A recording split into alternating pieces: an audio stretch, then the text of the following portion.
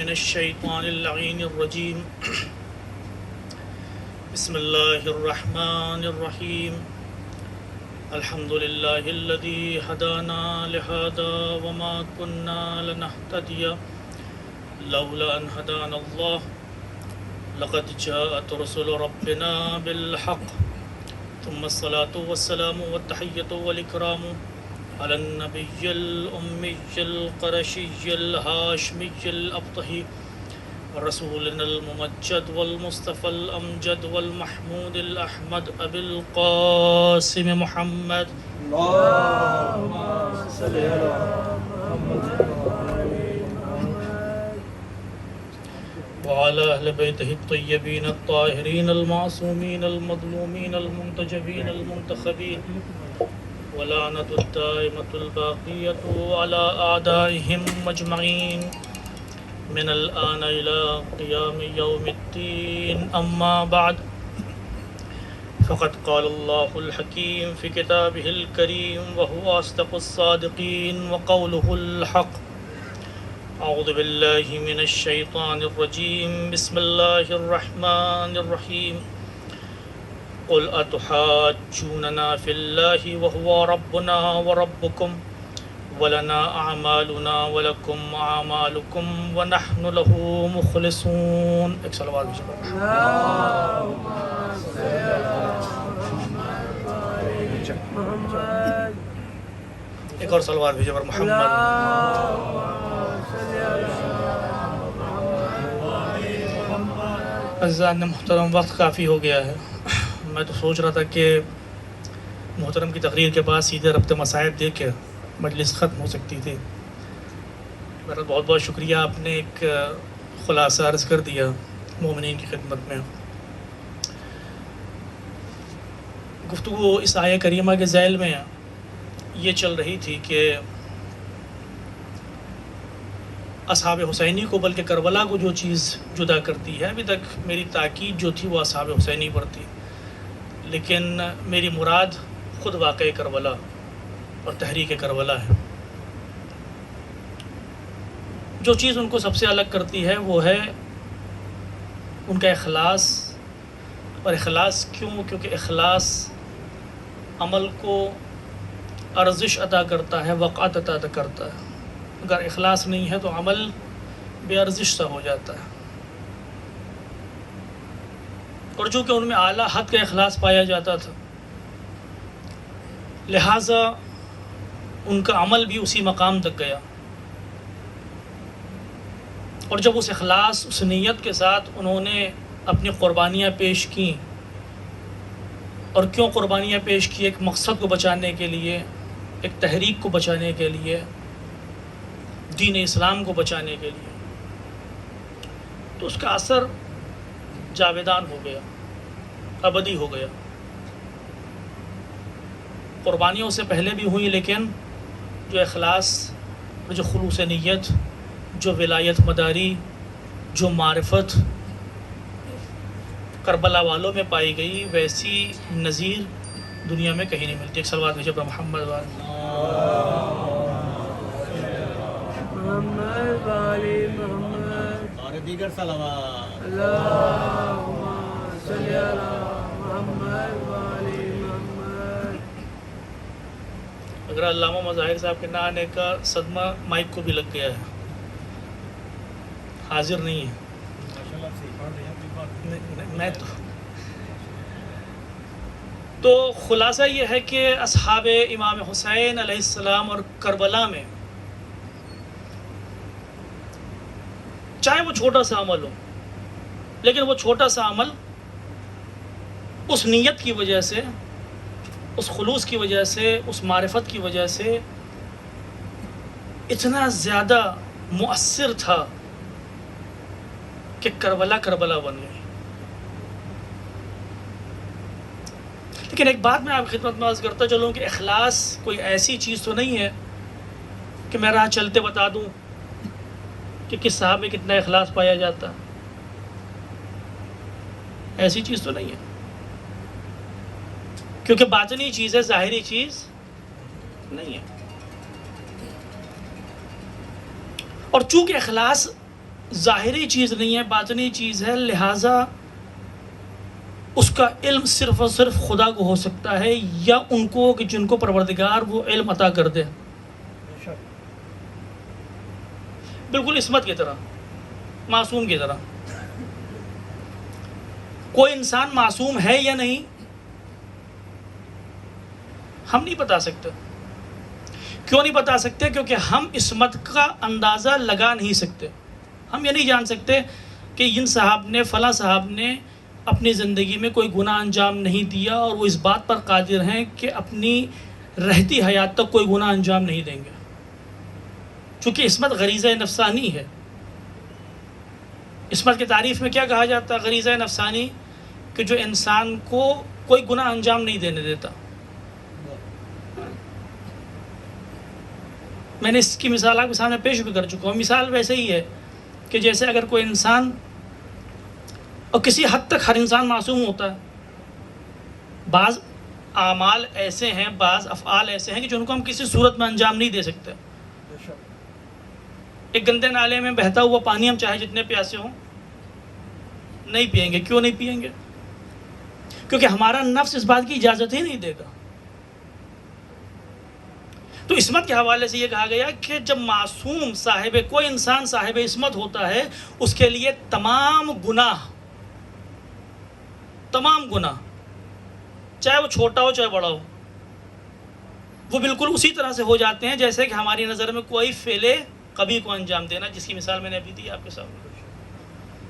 تو معصوم رہتا ہے. کیوں؟ کیونکہ وہ گناہوں کی حقیقت کو پہچانتا ہے.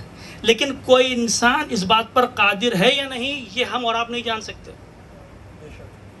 یہ پروردگار عالم اس بات پر قادر، اور پروردگار عالم بتاتا ہے کہ فلاں معصوم ہے یا نہیں. اور یہی وجہ ہے کہ ہمارے پاس صرف 14 معصوم ہیں. 15واں اگر ہم چاہیں بھی تو پھر اضافہ نہیں کر سکتے، کیونکہ عصمت کے لیے نص شرط ہے. نص کا ہونا ضروری ہے، قرآنی آیت کا ہونا ضروری ہے، حدیث کا ہونا ضروری ہے پیغمبر اسلام کی. تو ہم چاہے کسی بھی شخصیت کو، مثال کے طور پر جناب عباس ہو گئے، جناب زینب سلام اللہ علیہ ہو گئیں، ان کو بھی ہم 15واں معصوم نہیں بنا سکتے. کیوں؟ کیونکہ اس کے لیے نص ضروری ہے. اس کا مطلب یہ نہیں ہے کہ نعوذ باللہ ان کی حیات میں کوئی گناہ پایا جاتا ہو. نہیں، عصمت وہی دے سکتا ہے کہ جو عصمت کو درک کر سکتا ہو. عصمت کا اعلان وہی کر سکتا ہے جو عصمت کو درک کر سکتا ہو. اسی طرح سے اخلاص ہے کہ اخلاص کو، بلکہ یوں کہوں کہ اخلاص کا اندازہ وہی انسان لگا سکتا ہے کہ جس کو معلوم ہو کہ تمہارے نفس میں کیا چل رہا ہے. اب یا تو وہ خدا ہے یا وہ افراد ہیں کہ جن کو پروردگار عالم نے اس بات کا علم عطا کیا. امام حسین علیہ السلام نے جب کربلا جانے کے لیے کاروان بنانا شروع کیا تو آپ دیکھیے گا کہ امام حسین علیہ السلام نے ہر انسان کو ٹٹولا، اور جس انسان میں بھی امام حسین علیہ السلام، چونکہ امام معصوم ہے، چونکہ علم لدنی کے مالک ہیں، چونکہ پروردگار عالم نے آپ کو علم عطا کیا ہے، چونکہ آپ انسان کی حقیقت دیکھ سکتے ہیں، تو امام حسین علیہ السلام نے آخری وقت تک یہی کوشش کی کہ اگر کوئی صاحب ہدایت ہے تو ہدایت پا جائے. یہ ایک منزل ہے کہ کوئی صاحب ہدایت ہے تو ہدایت پا جائے. یہ امام کا فریضہ ہے، امام کی ذمہ داری ہے.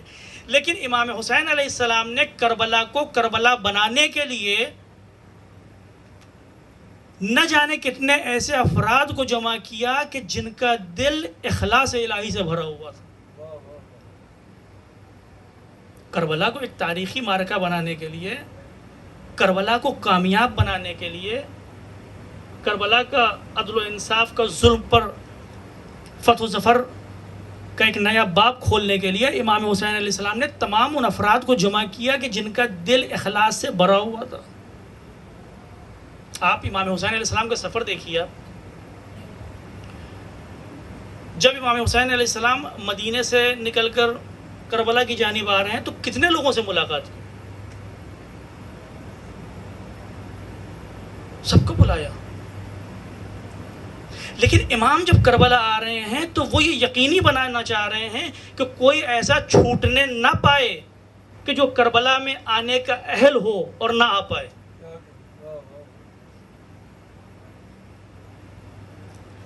یہی وجہ ہے کہ جب زہیرقین، مثال کے طور پر میں آپ خدمت میں عرض کر دوں، زہیرقین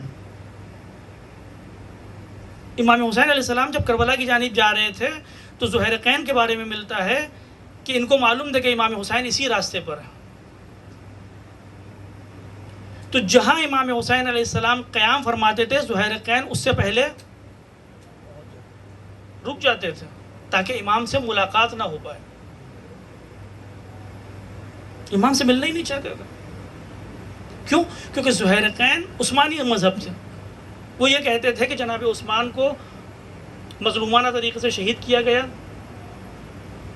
اور جو ذمہ دار ہیں، اب ظاہر ہے میں تاریخ میں نہیں پڑھنا چاہ رہا ہوں، جو ذمہ دار ہیں وہ عثمان کے خون کا بدلہ دیں، جس کی وجہ سے جنگ جمل ہوئی.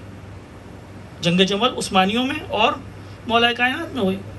اگرچہ عثمانیوں کے نظر میں صرف مولا کائنات اکیلے قاتل نہیں تھے، ان کا مطالبہ مولا کائنات سے یہ تھا کہ آپ ان کو سزا دیجیے. مولا نے منع کیا تھا. تو زہیرقین عثمانی مذہب تھے، نہیں چاہتے تھے کہ امام حسین علیہ السلام سے ملے.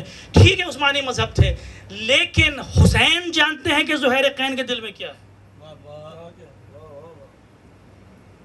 حسین جانتے ہیں کہ زہیر کے دل میں اتنا اخلاص موجود ہے کہ یہ کربلا میں حاضر ہو کر کربلا کو کربلا بنا سکتے ہیں.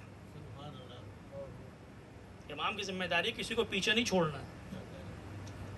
کئی منازل اسی طرح سے گزری اور آخرکار امام حسین علیہ السلام نے ایک جگہ زہیرقین جہاں پر اپنا خیمہ لگائے ہوئے تھے وہاں پہنچ گئے. امام حسین علیہ السلام نے قاصد بھیجا، کہا کہ ملنا چاہتے ہیں. نہیں چاہتے تھے زہیرقین ملنا. بیوی نے کہا، ملے، ملاقات کی، اور کچھ منٹوں کی گفتگو ایسی تھی کہ زہیرقین جو ابھی تک حسین سے دامن بچا کر نکل رہے تھے وہ حسین کے فداکاروں میں سے ایک فداکار بن گئے. اب آپ سمجھیں کہ حسین کی عظمت و منزلت کیا ہے. اگر اس دنیا میں کوئی بھی انسان ایسا ہے جو لائق ہدایت ہو سکتا ہے تو ذات حسین ابن علی وہ ذات ہے کہ ایک مرتبہ حسین کا سایہ اس شخص کے اوپر پڑ جائے، حسین کا ذکر اس کے کانوں میں پڑ جائے، اگر لائق ہدایت ہے تو ہدایت پا جائے گا. نعرہ حیدری، نعرہ حیدری، آواز بلند صلوات. اللہم صلی علی کہاں شہید ہوئے زہیرقین؟ نماز کے دوران. یہ جو انسان بچ کے چل رہا تھا، نہیں ملنا ہے حسین سے، تھوڑی دیر گفتگو حسین کے ساتھ. عزیزوں، حسین کے چاہنے والوں ہو، اگر کبھی یہ لگے کہ رائے حق سے بھٹک رہے ہو تو حسین سے توسل کرو، کیونکہ حسین کو پیغمبر سفینہ نجات بنا کے گئے ہیں. پیغمبر جو اس امت کی نجات کے لیے آئے تھے، وہ پیغمبر حسین کو سفینہ نجات بنا کے گئے. زہیرقین بدل گئے، تھوڑی دیر کی ملاقات. تو حسین نے اس بات کو یقینی بنایا کہ جو افراد کربلا جا رہے ہیں سب کا کردار ایسا ہو، سب کا اخلاص ایسا ہو کہ کربلا کی تعمیر کی جا سکے. کربلا نہیں ہے، قلعہ اسلام ہے. کربلا نہیں ہے. کربلا وہ حدود ہیں کہ جو حدود کلمہ لا الہ الا اللہ اور محمد رسول اللہ کی حفاظت کرتے ہیں. تو ظاہر سی بات ہے کہ اس قلعے میں چنی جانے والی اینٹیں کوئی معمولی اینٹیں نہیں ہو سکتی. حسین کسی ایسے کو نہیں لے کے جائیں گے کہ جو ایمان سے کمزور ہو. حسین کسی ایسے کو نہیں لے کے جائیں گے کہ جس کے دل میں ذرہ برابر بھی شبہ پایا جاتا ہو.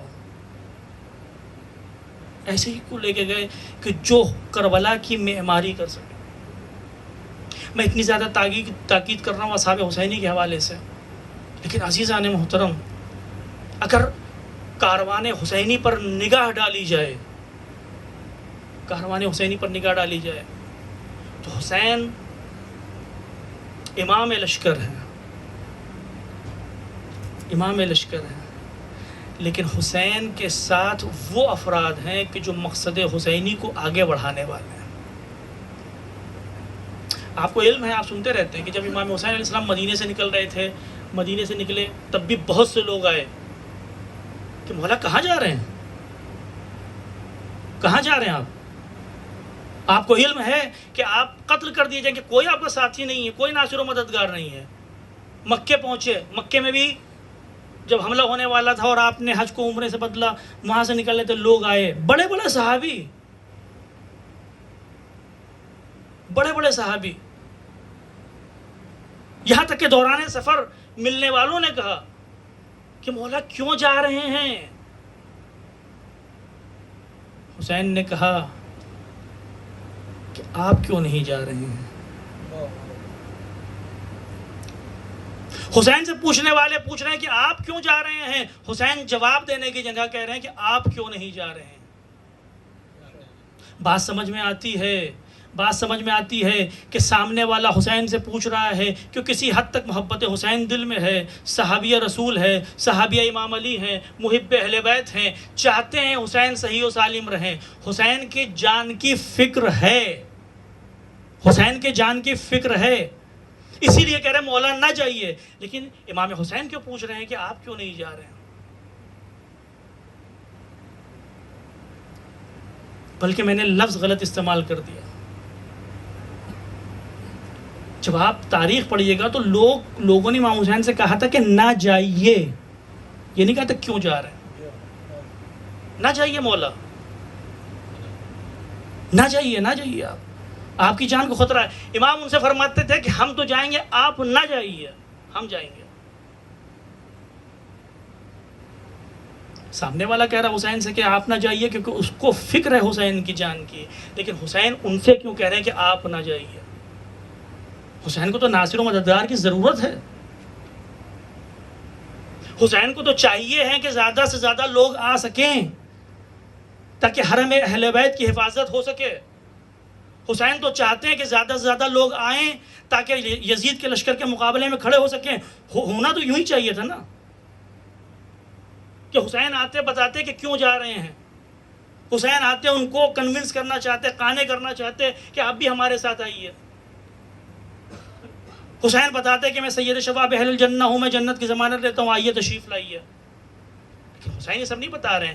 حسین سے جانے والوں نے کہا کہ مولا نہ جائیے، حسین نے فرمایا میں جاؤں گا، آپ نہ جائیے۔ کیوں حسین منع کر رہے ہیں؟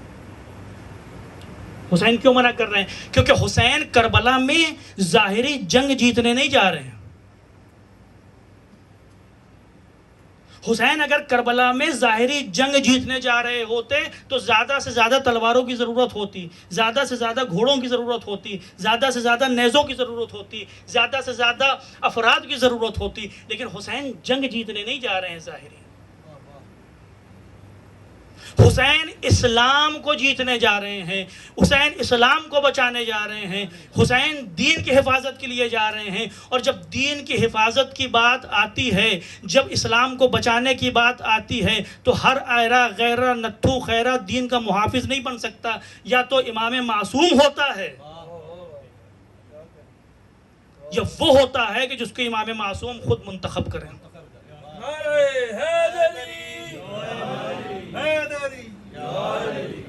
گویا حسین وہاں پر ان سے یہ کہہ کے بتا رہے ہیں کہ آپ نہ جائیے، ہم جائیں گے۔ یہ بتانا چاہ رہے ہیں کہ کربلا میں ہم کو ایسے لوگوں کی ضرورت نہیں ہے کہ جو امامت سے آ کے سوال کرے۔ کربلا میں ہم کو ایسے لوگوں کی ضرورت ہے کہ جو حسین کی آواز پر کوئی آواز بلند نہ کریں۔ امامت کو مشورہ دینے والوں کی ضرورت نہیں ہے کربلا میں۔ کربلا میں ان کی ضرورت ہے کہ جو حسین کی آواز کے سامنے خاموش رہیں، اور طاقت ہونے کے باوجود اگر حسین کہتے ہیں کہ عباس پیچھے ہٹ جاؤ تو عباس یہ نہیں کہتے کہ مولا کیوں ہٹ جائیں، ہم نے پہلے نہر فرات کے پاس آ کے خیمے ڈالے تھے، ہمارا حق ہے، ان کی اوقات ہے کہ ہم کو باہر نکال سکیں. لیکن حسین نے ایک بار کہا عباس ہٹ جاؤ. غازی جو لکیر کھینچ چکا تھا، ایک بہادر کے لیے بہت سخت بات ہوتی ہے عزیزان محترم، بہت سخت بات ہوتی ہے. جب وہ کوئی کام کر سکتا ہو اس کو روکنا بہت سخت بات ہے ایک شجاع کے لیے. حسین نے کہا عباس پیچھے ہٹ جاؤ. عباس جو خط کھینچ چکے تھے تلوار نیام میں رکھی، خیموں کو جمع کیا، شط فرات سے دور چلے گئے. کیوں؟ کیونکہ حسین جب مدینے سے نکلے ہیں تو یہ سوچ کر نکلے ہیں کہ ہمیں کربلا میں ان کی ضرورت نہیں ہے جو مشورہ دیں،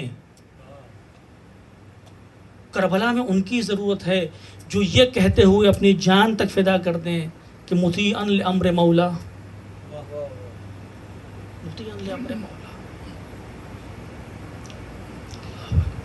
لیکن عزیزان محترم اسی درمیان میں میری نظر پڑتی ہے صلوات جبر محمد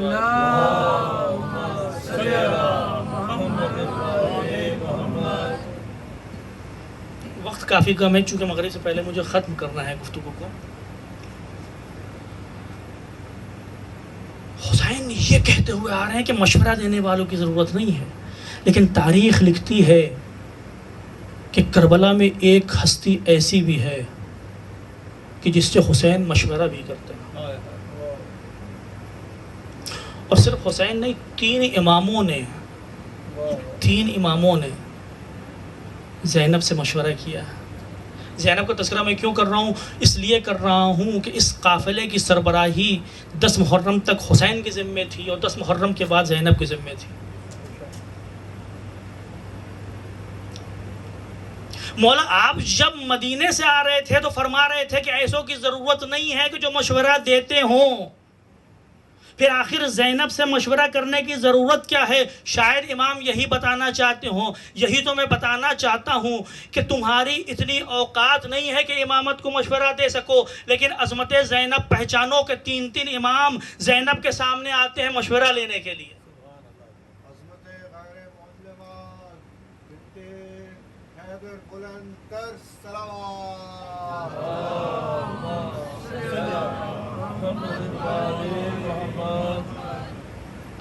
عجیب بات ہے.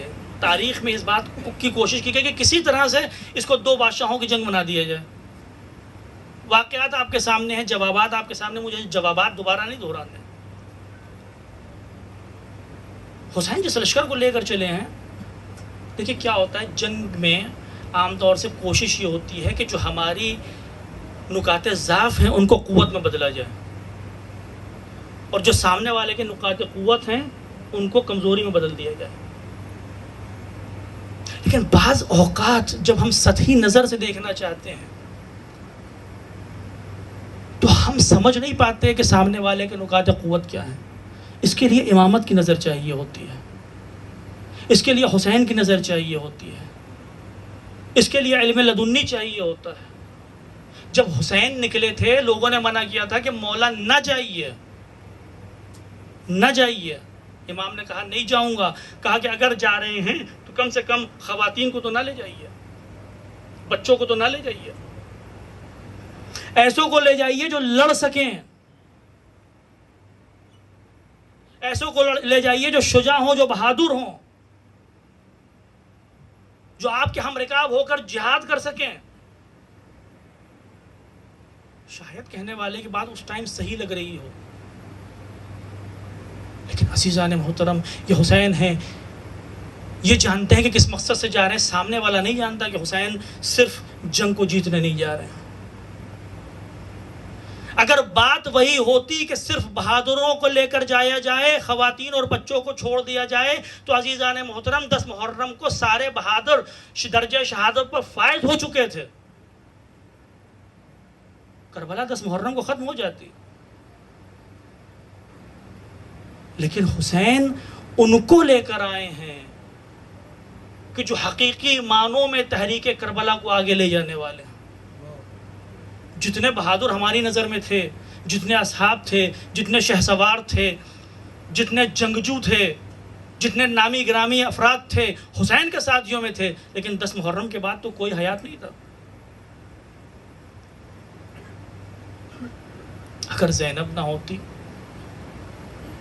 اگر یہ چھوٹے چھوٹے بچے نہ ہوتے تو میدان کربلا میں کیا ہوا کس کو کیا پتا ہوتا؟ کس کو پتا ہوتا؟ شریکت الحسین، شریکت الحسین ہے زینب۔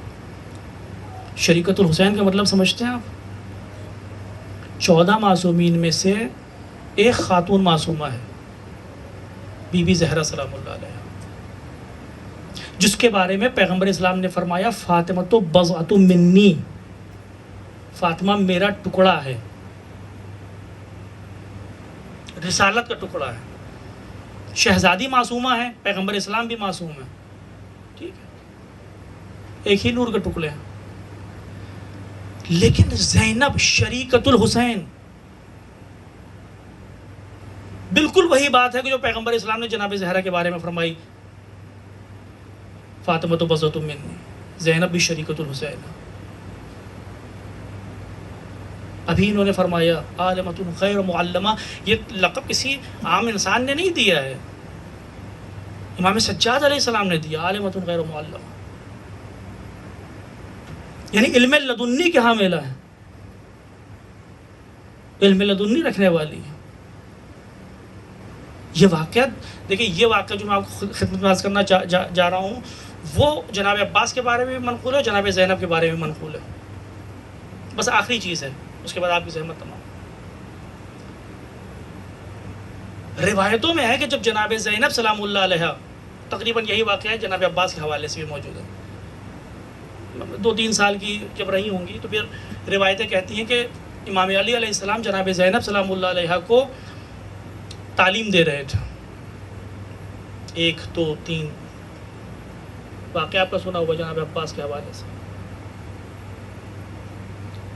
جناب زینب نے 1 کے بعد 2 نہیں کہا، 3 نہیں کہا، امام فرماتے تھے کہ 2 کہو، وہ کہتی تھی 1 واحد، وہ فرماتے تھے کہ 3 بولو، وہ فرماتی تھی واحد۔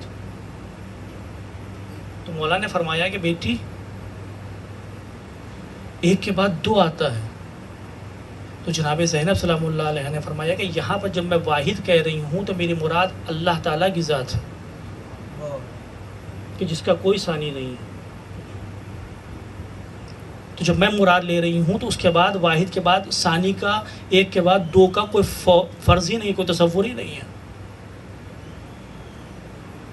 3 سال کی، تو وہاں پر امام علی علیہ السلام نے بہت ہی سنگین جملہ کہا، بہت سنگین،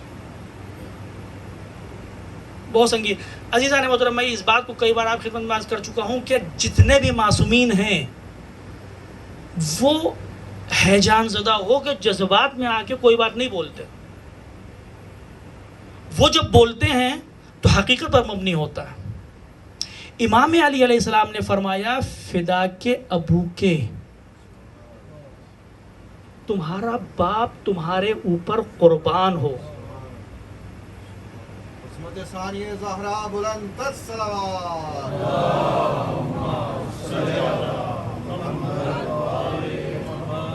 فدا کے ابو کے، کون کہہ رہا ہے؟ سید الاوصیاء، سید الاوصیاء، مشکل کشائے ہر نبی، صاحب ذوالفقار، فاتح بدر و احد و خندق، مرضی الہی کا مالک، اہل قصہ میں سے ایک، آیا مباہلہ کا جو شامل آئے مباہلہ، علی کی ذات۔ انی ما خلقت سما مبنیتا ولا ارضا مدحیتا ولا قمرا منیرا ولا شمسا مضیا ولا فلکا یدور ولا بحرا یجری ولا فلکا یسری الا فی محبت۔ نہ ہم نے زمین بنائی نہ آسمان، حدیث کے ساتھ ابھی ہوئی ہے نا، نہ ہم نے زمین بنائی نہ آسمان، نہ یہ چرخ فلک بنایا، نہ سمندر خلق کی، نہ سمندر میں تیرنے والی کشتیاں خلق کی، الا فی محبت، مگر یہ کہ جو 5 افراد ہیں زیر قصہ ان کی محبت میں، اور اسی زیر قصہ موجود افراد میں سے ایک فرد علی ابن ابی طالب آ کے ایک خاتون کے بارے میں کہہ رہا ہے، چاہے اس کی بیٹی ہو، فدا کے ابو کے تمہارا باپ تمہارے پر قربان ہو، تو اس کا مطلب یہ نہیں ہے کہ علی صرف زینب پر قربان ہو رہے ہیں، بلکہ ساری کائنات کہ جس کو علی کے صدقے میں پیدا کیا گیا، وہ ساری کائنات زینب پر قربان ہو رہی ہے۔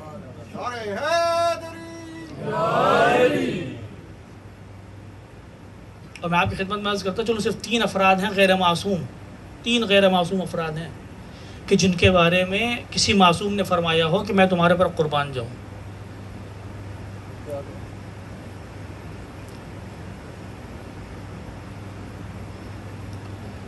جناب زینب، جناب عباس، اور جہاں تک میرے ذہن میں رہا جناب فاطمہ معصومہ سلام اللہ علیہ۔ لیکن اصحاب قصہ میں سے صرف اور صرف ایک مرتبہ پیغمبر نے شہزادی کونین حضرت فاطمہ زہرا سلام اللہ علیہ کے بارے میں فرمایا یہی بات کہ نبی عالی مقام پر ہیں، انہوں نے کسی ایسے کے لیے فرمایا کہ جو اس مقام پر نہیں ہے۔ علی نے جناب زینب کے لیے فرمایا کہ علی امام وقت ہیں، زینب پر ان کی اطاعت واجب ہے، لیکن آ کے علی فرماتے ہیں کہ جو فدا کے ابو تمہارا باپ تمہارے پر قربان ہو۔ اور ایک مرتبہ جناب عباس علیہ السلام کے لیے امام حسین نے فرمایا۔ معمولی چیز نہیں ہے یہ، معمولی فضیلت نہیں ہے کہ معصوم آ کے کہہ دے فدا کے ابوک، فدا کے ابوک، معمولی فضیلت نہیں ہے، معصوم کہہ رہا ہے۔ یہ زینب جو نام رکھا گیا، زینب یہ خود پروردگار عالم کے حکم پر رکھا گیا۔ پیغمبر اسلام آئے، بیٹی کو ہاتھ گود میں لیا، نواسی کو، اور کہا کہ خدا کا حکم ہے کہ اس کا نام زینب رکھو۔ زینب کا مطلب کیا ہوتا ہے؟ زینب کا مطلب ہوتا ہے زین اب، باپ کی زینت۔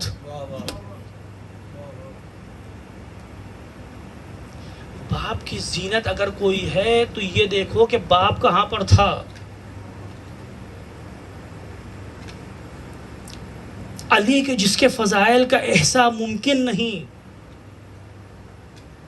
جس کے فضائل کا شمار کرنا ممکن نہیں، یہ میری بات نہیں ہے، پیغمبر اسلام فرما کے گئے ہیں، جس کے فضائل کو شمار کرنا ممکن نہیں، وہ علی کی ذات، اور اس ذات والا صفات پر اگر کوئی جگمگاتا تارا ہے جو اس کی زینت بنا، اس کا نام پڑا زینب کبریٰ۔ علی کی زینت ہے زینب، عالمۃ غیر معلمہ۔ اور حسین ان کو لے کر گئے کربلا میں لے کے گئے۔ اور بھی باتیں ہوتی امام جناب زینب سلام اللہ علیہ کے حوالے سے، ہمارے وقت میں گنجائش نہیں، انشاءاللہ بعد میں۔ تو اب معلوم ہوا کہ کربلا کیوں ہے، نہیں بلکہ معلوم تو نہیں ہوا، کسی حد تک اندازہ ہوا کہ اصحاب سے لے کر امام حسین علیہ السلام تک سب وہ افراد ہیں کہ جس کو خود امام وقت نے منتخب کیا۔ جناب زینب کا انتخاب آج نہیں ہوا ہے، ایسا نہیں کہ جناب امام حسین علیہ السلام کربلا کے لیے نکل رہے ہیں اور کہا ہو کہ بہن چلو تم بھی چلو، یا بہن آ گئی ہوں جناب زینب آ گئی ہوں کہا ہو کہ بھیا آپ جا رہے ہیں میں بھی چلوں گی ساتھ میں، نہیں، ایسا کچھ نہیں ہے۔ جب جناب زینب سلام اللہ علیہ کا نکاح ہوا جناب عبداللہ ابن جعفر سے، تو نکاح کے شرائط میں سے ایک شرط یہ تھی کہ زینب جب اپنے بھائی کے ساتھ سفر پر جانا چاہے تو اس کی اجازت عبداللہ ابن جعفر دیں گے۔ تو یہ نہ سوچو کہ بھائی بہن کی محبت تھی، زینب اٹھ کے ساتھ میں چلی گئی، یا امام حسین نے زینب کو اپنے ساتھ لے لیا، نہیں۔ کربلا کی معماری میں زینب کا کردار بہت اہم تھا، اس لیے پروردگار عالم نے جب حسین کو کربلا کے لیے بنایا تو زینب کو بھی کربلا کے لیے بنایا، بلکہ یوں کہوں کہ حسین کو کربلا کے لیے بنایا اور زینب کو مابعد کربلا کے لیے، تاکہ کربلا زندہ رہ سکے، اس لیے بنایا گیا۔ یہ ہے اصحاب حسین، یہ ہے کربلا عزیزان محترم۔ بس عجیب قیام ہے کربلا کا قیام، کہ جہاں پر شہید ہو جانے کے باوجود انسان کامیاب ہے، انسان فاتح ہے، جہاں خنجر کی ہار ہوتی ہے اور لہو کی جیت ہوتی ہے، جہاں پر سپاہی 95 سال کے بوڑھے سے لے کر حسین کے ساتھ آئے ہوئے چھوٹے سے چھوٹے بچے بھی ہیں۔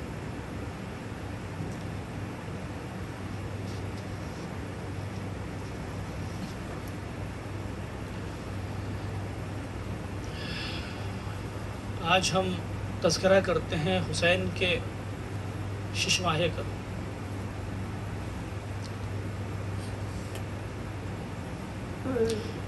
مولانا قلب صادق صاحب یہ نقل کیا کرتے تھے، فرماتے تھے کہ میں ایک مرتبہ ٹرین میں جا رہا تھا، ایک غیر مسلم فیملی تھی، انہوں نے مجھ سے پوچھا کہ آپ مسلمان ہیں؟ کہا کہ کون سے مسلمان؟ وہی جو یا حسین کہتے ہیں، ماتم کرتے ہیں؟ کہا میں وہی ہوں۔ تو پوچھنے والے نے کہا کہ ہم نے سنا کہ وہاں ایک چھوٹا سا بچہ تھا کہ جس کو پیاسا شہید کر دیا گیا، آپ اس کے بارے میں کچھ بتائیے گا۔ تو مولانا فرماتے ہیں، یہ بات میں نے ان سے خود سنی کہ میں نے بتانا شروع کیا کہ کربلا میں کیا کیا ہوا، اور جب جناب علی اصغر کی شہادت پہ پہنچا اور کہا کہ وہ 3 دن کا 6 مہینے کا بچہ تھا جس کی ماں کا دودھ خشک ہو گیا تھا، اور حسین اس کو لے کر گئے، اور بہت سخت دھوپ تھی، حسین نے سوال آپ کیا،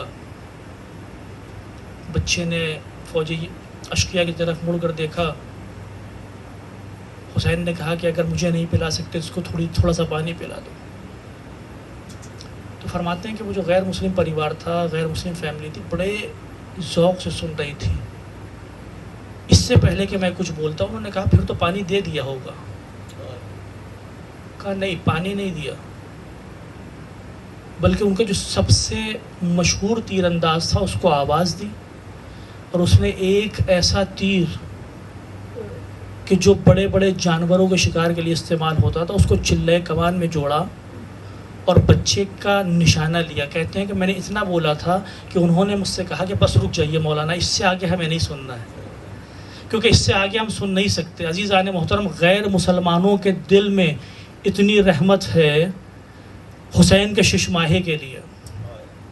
اللہ بہت سخت ہے علی اصغر کے مصائب کو بیان کرنا، عزیزان محترم، بہت سخت ہے علی اصغر کے مصائب کو بیان کرنا۔ معلوم ہے کہ جب حسین نے تمام لاشیں اٹھا لیے، مقاتل لکھتے ہیں کہ حسین ایک بلندی پر گئے اور فرمایا حل من ناصر ینصرنا حل من مغیث یغیثنا، ہے کوئی جو حسین کی مدد کو آئے، ہے کوئی جو میرے آواز استغاثہ پر لبیک کہے۔ بس اتنا کہنا تھا کہ ایک مرتبہ خیموں سے رونے کی آواز آئی۔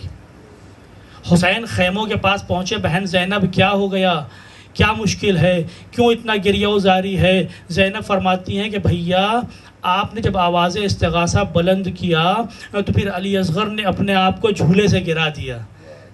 کتنا با معرفت شش ماہا تھا عزیزان محترم، اس کی معرفت کو سلام۔ اس کو معلوم ہے کہ وقت کا امام تنہا ہے، اس کو معلوم ہے کہ وقت کا امام آواز دے رہا ہے، ذمہ داری یہ ہے کہ اس کی مدد کو جاؤں۔ ارے جس حد تک جسم نے، طاقت نے ساتھ دیا، علی اصغر نے اشارے سے بتایا کہ مولا اپنے آپ کو اکیلا نہ سمجھیے گا، ابھی آپ کا بیٹا زندہ ہے، ابھی آپ کا بیٹا آپ سے پہلے میدان کربلا میں جائے گا۔ عزیزان محترم، جیسے ہی حسین نے سنا، ایک مرتبہ زینب سے کہا کہ علی اصغر کو لاؤ میرے حوالے کر دو، میں جا کے سوال آپ کرتا ہوں، بچہ بہت پیاسا ہے۔ عزیزان محترم، حسین علی اصغر کو لے کر چلے، اس شش ماہے کو لے کر میدان کربلا میں پہنچے۔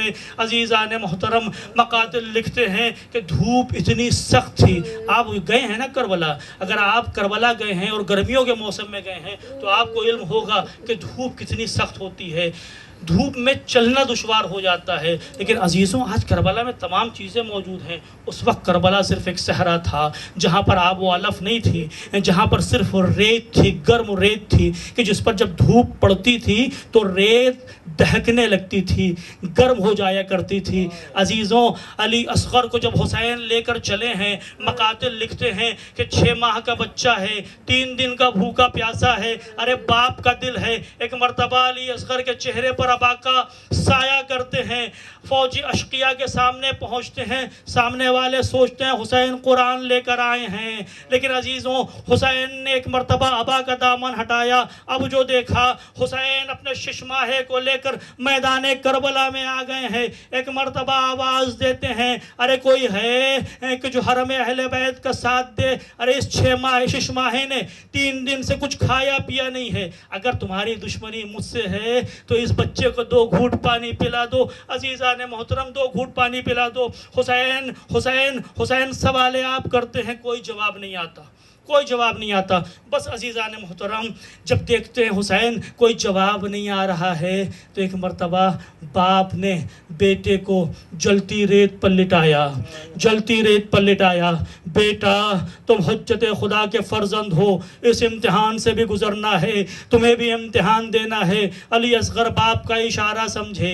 ایک مرتبہ علی اصغر نے ہمکی ماری اور ایک مرتبہ فوج اشقیاء کی طرف دیکھا. اب عزیز و حمید ابن مسلم کہتا میں نے دیکھا وہ چھوٹا سا بچہ چہرہ مرجھایا ہوا ہے, لیکن اس بچے نے ایک مرتبہ اپنا چھوٹا سا منہ کھولا, ننھی سی زبان نکالی, ارے اپنے ہونٹوں پر پھیرنا شروع کیا.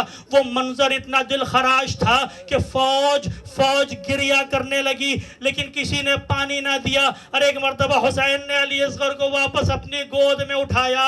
اجرکم اللہ اینا اینا حرملہ اقتا کلام الحسین. ارے حرملہ آگے بڑھتا ہے, ارے چلے کمان میں تیر کو جوڑتا ہے, تیر کو جوڑتا چاہتا ہے رہا کریں, لیکن اس کا تیر گر جاتا ہے. دوسری بار اٹھاتا ہے, چاہتا ہے تیر کو رہا کرے, لیکن اس کا تیر گر جاتا ہے. 3 بار جب ایسا ہوتا ہے تو پسر ساتھ کہتا ہے حرملہ تجھے کیا ہو گیا ہے, تجھے کیا, ایک چھوٹے سے بچوں کو نشانہ نہیں بنا پا رہا ہے. حرملہ کہتا ہے اے پسر ساتھ تو کیا جانے, ارے جیسے ہی میں نے علی اصغر کا نشانہ سادھا میں دیکھتا ہوں کبھی رسول اللہ سامنے آ رہے ہیں, کبھی ایک نقاب پوش بھی سامنے آ جاتی ہے. حرملہ کیا غضب کر رہا ہے, ارے یہ تو 6 مہینے کا بچہ ہے. المختصر عزیزوں وہ تیر چلا, فانقلب الصبی علی یدی ابی, ارے باپ کے ہاتھوں پر بچہ منقلب ہو گیا. حسین نے چلو بھر خون لیا, کتنا خون نکلا ہوگا, چلو بھر خون لیا, چاہتے ہیں کہ زمین کی طرف پھینکے. ارے عزیزوں آواز آئی اگر زمین پر خون ناحق گرا تو پھر تا قیام قیامت ایک دانہ نہ اگے گا. ارے چاہتے ہیں آسمان کی طرف پھینکیں, لیکن آسمان سے ندا آئی کہ اگر آسمان کی طرف آیا ارے ایک بوند پانی نہ برسے گا. عزیزوں دل پر ہاتھ رکھو, دل پر ہاتھ رکھو. کوئی باپ ہوتا تو کیا کرتا, ارے آدھا خون زمین کی طرف پھینکتا, آدھا خون آسمان کی طرف پھینکتا. ارے جب میرا 6 مہینے کا بچہ اس دنیا سے پیاسا چلا گیا, ارے تو کسی کو پانی نہ ملے, کسی کو دانہ نہ ملے, لیکن میرا مظلوم حسین ایک مرتبہ علی اصغر کے خون کو چہرے پر ملا, ارے بچے کو دوبارہ ہاتھ میں لیا, ارے ابا کا دامن ڈالا. ایک مرتبہ حسین خیمے کی طرف بڑھتے ہیں. بس عزیزوں خیمے کی طرف بڑھتے ہیں. تاریخ لکھتی ہے, مقاتل لکھتی. ابھی عاشورہ میں آپ اعمال کریں گے نا, 7 مرتبہ آگے جائیں گے, 7 مرتبہ پیچھے آئیں گے, ایک مرتبہ پھر آگے, 7 بار اس عمل کو انجام دیں گے. یہ کس کی یاد میں ہوتا ہے؟ یہ اسی یاد میں ہوتا ہے کہ جب حسین ششماہے کو لے کر ارے خیموں کی طرف جا رہے ہیں تو مقاتل لکھتے ہیں حسین کبھی آگے بڑھتے ہیں, کبھی پیچھے آتے ہیں, کبھی آگے بڑھتے ہیں. مجھے نہیں معلوم حسین کے دل میں کیا ہے, لیکن میرا دل کہتا ہے سوچ رہے ہوں گے ارے ماں انتظار کر رہی ہے, کہہ کے لایا تھا پانی پلانے لے جا رہا ہوں. ارے جب ماں اس منظر کو دیکھے گی اس کے دل پر کیا گزرے گی. عزیز حسین در خیمہ پر پہنچتے ہیں, رباب اپنی امانت کو لے جاؤ, رباب نہ آئی, ارے اس سے پہلے سکینہ چلی آئی, بابا بھیا کو پانی پلا لائے, ارے میں پیاسی رہ گئی. اب جو حسین نے دامن ابا ہٹایا کیا دیکھتی ہے, ارے ماں کے منہ سے صرف ایک جملہ نکلا, ارے بیٹا کیا تیرے جیسے بھی نہر کیے جاتے ہیں. الا لعنت اللہ علی القوم الظالمین سیعلم الذین